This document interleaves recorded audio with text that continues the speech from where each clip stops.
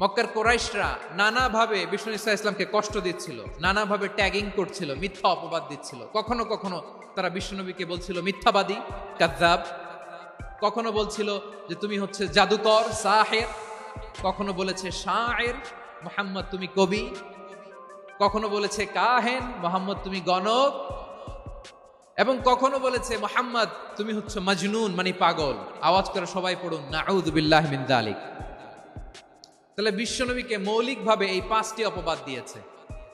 আমার কলেজা টুকরা সিলেটের ভাইরা, বিশ্বনবীর ব্যাপারে মিথ্যা অপবাদ মৌলিকভাবে দিয়েছে কয়টি? 5টি। বলেছে তুমি মিথ্যাবাদী, বলেছে তুমি গণক, তুমি কবি, তুমি পাগল, তুমি জাদুকর।